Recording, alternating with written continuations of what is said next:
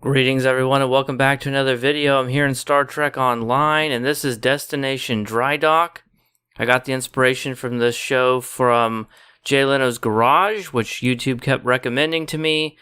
I'm not the biggest car fan in the world, but it's a pretty neat idea. He's an infamous car collector and he has lots of cars, expensive ones, cheap ones, new ones, old ones. So every episode they sort of spotlight one and he tells the story about how he got it and why he wanted it and all that, and then they take it out for a test drive. And I just thought that would be a pretty good thing to do in this game because we have hundreds and hundreds of ships, and usually after it's been released for a little bit people kind of forget about it, have all these ships, and thought it'd be nice to just go back and spotlight some of them. So today we're going to be taking a look at the Breen Rezreth Dreadnought Cruiser. That was the 2015 winter event ship. I actually didn't get it. I was playing the game back then, but I skipped the winter event that year. So I didn't get it from the event reward. Instead, I had to get it from a Phoenix prize pack. And so if I get rid of this, I'm not going to be able to get it back again. I took a look. Let's go ahead and upgrade it. Last time I pulled it out must have been years ago. We're going to go ahead and give it an upgrade to Tier 6X. And I think I'm going to do a tank build on it. I was looking at the stats earlier, and torpedo build would work pretty good on this, but I think I'd rather do a tank build instead. So let's go ahead and build her up. I'm going to build it, and I'll be right back with you in a second.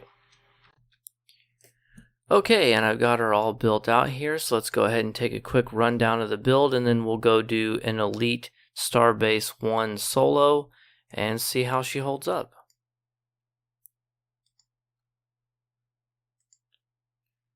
For the weapons, I have Baul Anti-Proton, which is pretty standard for tanking, including the Omni and the Omni from the set. I have the three-piece Discovery, the deflector, the warp core, and the shields. That's giving us some set bonuses, so we take a look at details here. We're getting the 120% hull regeneration from the two-piece, which is pretty standard for most builds. We're also getting the Mycelial Lightning. Your first weapon attack against each target fires a bolt of energy at them, dealing electrical damage and scaling with your maximum hull, so that's going to be pretty nice for tanking. And then of course the prevailing innervated impulse engines, which is used on every build because of the speed. For devices, I've got deuterium surplus for speed and energy amplifiers for some extra damage. This build would probably work fine for elite tanking, but I'm not going to be doing it with other players, so I did skew slightly more towards damage just to help us out because we're going in alone. For the extra universal console slot, I have the reiterative structural capacitor, just going to give us some hull restoration and hull capacity. And then it has a clicky, which does a to self and for 20 seconds, healing self and allies within 4 kilometers for 25% of damage taken. Since we're going to be getting hit a lot, that's going to be a nice heal for us. Then I've got opening salvo, which is not really necessarily good for us for this solo demonstration. It's a pretty standard tanking console, so I put it on anyway. You can fire some salvos with the clicky, which will knock target subsystems offline, including shields, which is very valuable. Whole image refractors, 20% all damage, and the clicky gets ignored because it cloaks you, so it's not good for tanking, but the passive is incoming heals exceeding max hull, instead apply temporary hit points. It's very, very useful. Have the console that goes with the set Omni, and that's going to give us a 2-piece set bonus. Let's take a look at that. And we're going to get Oppressive Balance. Baul anti-proton weapons chain an additional time. Other anti-proton energy weapons gain the refraction ability, and the refraction deals 100% bonus damage. DPRM for damage and survival, that's pretty self-explanatory. Graviton Displacer, it's a gravity well on a stick, that's pretty useful. Then I've got the High Energy Communications Network, which has a really useful clicky on it, as well as some hull capacity that's going to give For 20 seconds, allies within 4 kilometers, accuracy, defense, shield resistance, foes get a damage resistance reduction, and hangar pets get leveled up, and it's just a nice ability. Then we've got the aligned anti-proton shielding. This comes from one of the Anniversary Alliance ships, and I thought since it's an anti-proton themed build, we'd go ahead and use this because it gives passes to anti-proton and shield capacity, which is useful for us. And then the clicky for 20 seconds gives us firing cycle haste and shield capacity and regeneration, and it enables the Alliance Lance. So even though it may not be the strongest, it fits in right with what we're doing here. Tachyokinetic converter for the control expertise for our gravity well, as well as some flight turn rate to help us get around, and crit chance and severity. Then I've got one of the protomatter matrix infusers for anti-proton, so that's going to give us some anti-proton damage, some projectile damage, which isn't of any use to us on this build, and then chance to gain a stack of hull and shield healing when activating special firing modes for energy weapons, max 10 stacks, so that's nice right there. Then we've also got 2 anti-proton vulnerability locators, and then for the pet slot, I wanted to use the Elite Plush Breck frigates because they are unique to the 2 Breen ships that can actually use them, this one and the carrier.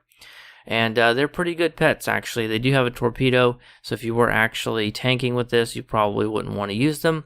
But we're not tanking for other people. We're doing all this for fun, so I went ahead and threw them on here because that's what I wanted to do. I have Miracle Worker Primary and Temp Op Secondary for the specializations. For the traits, personal, nothing too special here. Adaptive Offense, we've got Unconventional Systems, Terran Targeting, Boimler Effect. Some of our damage has to come from here because we cut some of it in other places. Inspirational Leader is going to help us across the board. Intelligent Agent Attaché is going to cool down our useful abilities. Superior Beam Training for damage. One of my favorite personal space traits right now. It's completely free. It comes from the mission of Signs and Portents. I just picked it up on my free-to-play account earlier today. It gives you 45% hull regeneration for 10 seconds when activating a Control Bridge Officer ability, which we have a lot of because we're using them to cool down our consoles. Then I also have Point Blank Shot, which is just going to give us some bonus damage, and Fragment of AI Tech, which is giving us energy weapon damage and some extra control expertise, both of which are useful for us for the gravity well and just to do some damage. And now for the Starship traits, we have Emergency Weapon Cycle. It's going to give us weapon power cost reduction and firing cycle haste. On emergency powered weapons. Then we also have Cold Hearted, and I've gone with a half bat build here. There is no other half to it. I guess Boimler is the other half, but that's basically on here just to give us that little bit of extra cooldown reduction, and also so that we can actually use this. Otherwise, we would have to have a pilot ability. So it's going to debuff enemies, which is really useful. History will remember. This is the main tanking trait. For each foe that damages you, you gain 1 stack of History will Remember, up to 30 stacks, which is going to give you damage, hull regen, maximum hull, and, crucially, extra threat generation. I decided not to do the Entwined Tactical Matrices version of this build, which would have required 1 torpedo, so instead I need an extender for fire at will, and I'm using redirecting arrays for that. Then the new trait from the Mir Ingle Strikewing Escort, which I just got the other day, Superior Area Denial. This is going to give our pets fire at will and scatter volley, and also allow our energy weapons to debuff enemies, which is really, really nice. And then one of the other big tanking traits, Unified Engineering. Whenever activating auxiliary to structural or any command bridge officer ability, we have 2 of them on this build. We're going to get hull capacity for team and self, recharge speed for bridge officer abilities, turn rate, speed, and hull regen. Very, very good Starship trait that comes off the Buren. For space reputation traits, we have crit chance and severity, Tyler's duality, pretty standard stuff there. Energy refrequencer is going to help heal us. And then we've got radiant detonation matrix, which is going to give us a 2.5% chance to do some extra radiation damage in a 1 kilometer radius. That'll help us generate some extra threat. Of course, a lot of this threat stuff is a little bit useless for this solo play demonstration because we're the only ones that are going to be in there, so we're going to be taking all the threat anyway. But I went ahead and made a good faith effort to build it like an actual tank that I could take into team content. And then we look at the bridge officer stations. We got fire at will and cannon scatter volley. We got suppression barrage 1. Obviously suppression barrage 3 would be much better, but this doesn't have a full command seat, so I was only able to fit rank 1. Still better than nothing though. Chemosite laced weapons for a little bit of extra debuffing and damage. Attack pattern delta instead of beta because that's going to give us some damage resistance rating. Then I've got jam targeting sensors, which is basically just there as a control ability. Polarized hull, which is going to give us damage resistance and some immunity to tractor beam and teleport. Gravity well for obvious reasons. Tractor beam because it's on a short cooldown and it's a control ability. Then for the engineering seat, we got emergency power to engines for speed, emergency power, or auxiliary power to the emergency battery. That's going to allow us to activate cold-hearted and give us some cooldown reduction with the duty officers. Got emergency power to weapons 3 for damage and also to trigger emergency weapon cycle. And then because we have that commander engineering seat, I went with reverse shield polarity, and I have something pretty exciting to share with you guys. So there is a duty officer, that you can only have one of, so we may as well just go over and look at the duty officers right now. So I go to specializations. Let me get off of technicians right now and go to fabrication engineers. Actually, you can just see him over here because he's on my lineup. So this guy is named Zadut, and the EC market still thinks this guy is not usable because he's a Riemann, but even though I'm a Federation character, I am able to use him. And I'm a real Federation character, not Federation aligned. And because he's the highest rarity, he gets the most benefit. Increases the duration of reverse shield polarity by 8 seconds. And you're only allowed to have one fabrication engineer on your team at a time. I wanted to get one because I knew I was going to use reverse shield polarity for this video. And they were kind of expensive on the exchange. I had enough credits to buy it, but I didn't really want to, so I picked up a handful of Romulan Duty Officer Survivor packs, which is where some of these duty officers come from. I opened them up, just hoping to get lucky. I did get him, but that's not all. So not only did I get lucky and get the duty officer I wanted, I also got the Suliban Cell Ship, which is the big prize that you can get from that. Totally wasn't expecting to get it, but I got it anyway.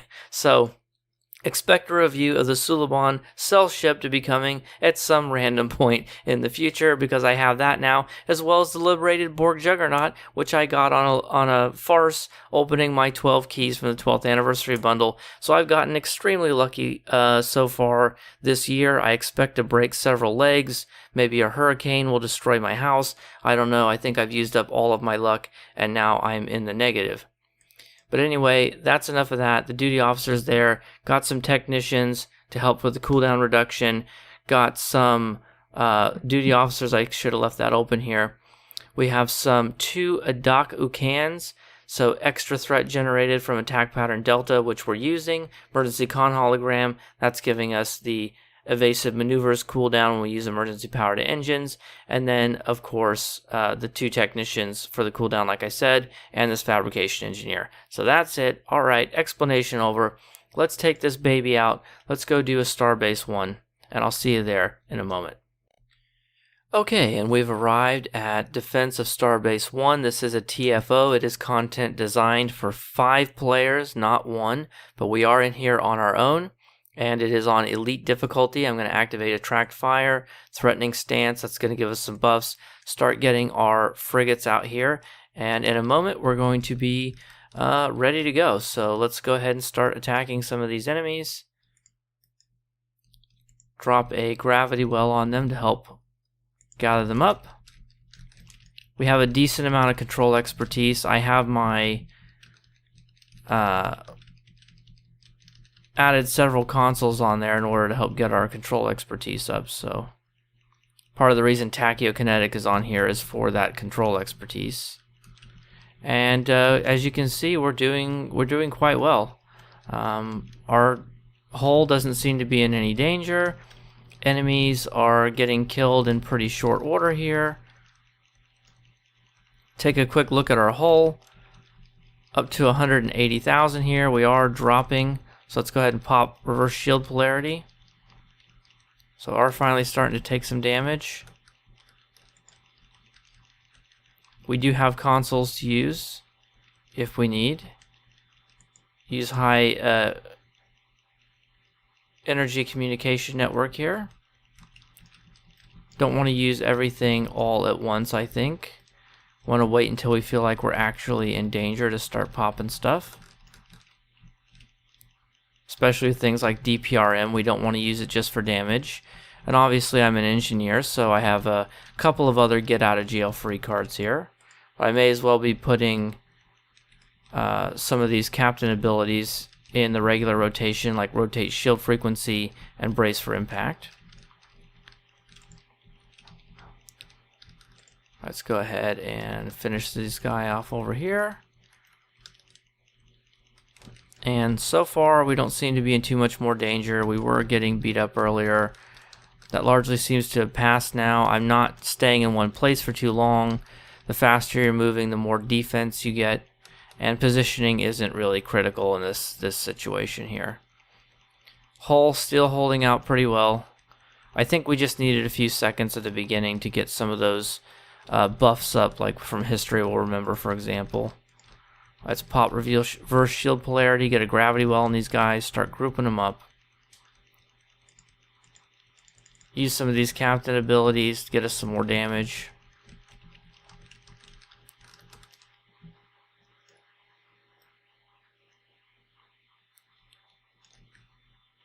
I can't tell what accent she has.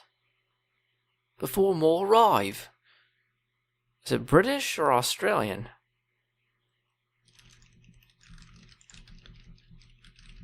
Someone with either accent is listening to me say that right now, and they're cringing very hard.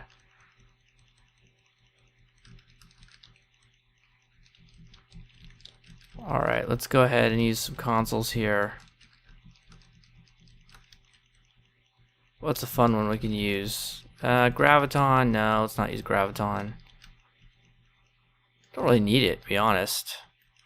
It's more of an ISE thing. In this queue are... If I was building the ship specifically for this...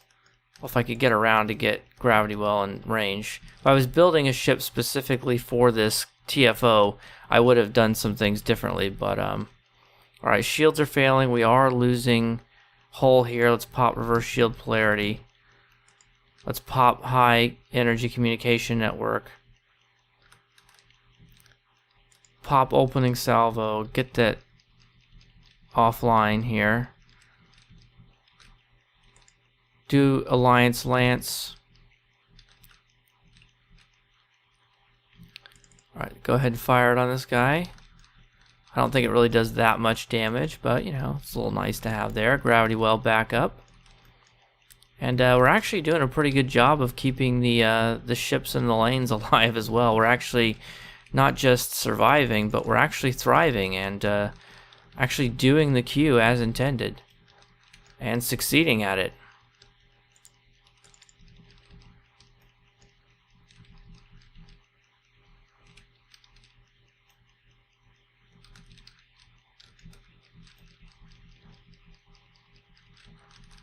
Alright, hold your horses.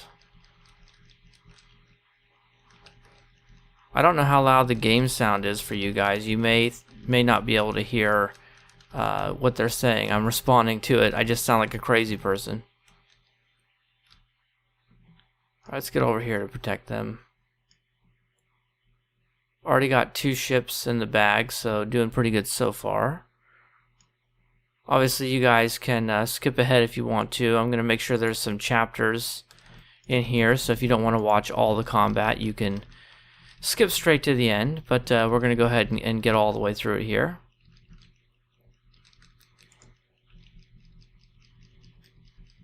And our consoles are being cooled down really, really quickly because we have unconventional systems. Could probably just pop them like candy if we wanted to, but...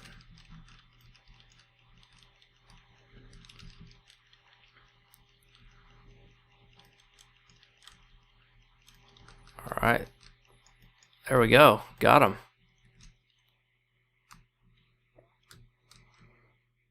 That's 3 out of 4 already, so doing pretty good. I really like the look of this ship. I think it's a really nice looking ship. Alright, we're going to keep fighting. Need to make sure we also get these guys as well. Alright, I think we're going to be getting hit here, so I'm going to pop some stuff. Including the biomolecular shield generator, which is a really great reputation reward you should consider using. If you have it, of course. Getting all the heals in here. Pop reverse shield polarity. Alliance shielding. Hit him with the phaser lance. Or the anti-proton lance, I guess. The alliance lance. Alright, got him done there. And more ships incoming. We're going to need to pick this guy up here. Set him with the old gravity well. Pull him in here.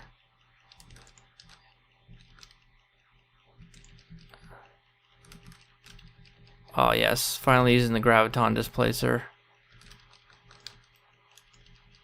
Hey buddy, I'm doing the best I can, alright? Alright, we got all 4 evacuated ships.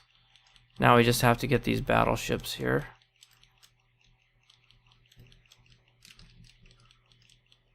Yeah, they are pretty tough for us. We're not really built for damage. We're built for survival. Of course, we do have pretty good damage as well. I need to get turned around here so I can get a gravity well on that guy. What's our hull up to now? 194,000, not bad. Shields are failing. Let's pop reverse shield polarity then. Haven't even used DPRM yet. Haven't needed it.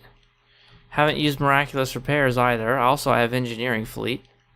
It's on a really long cooldown though, so even though we have intelligent agent attaché, I shouldn't be using it like candy.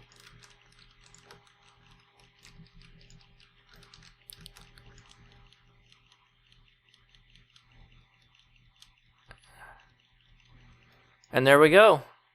Operation complete. Everything was a success. We managed to rescue and defend all of the ships. We managed to kill everything in a timely manner, and we were never really in that much danger. So I would say that was pretty effective, and it was a lot of fun.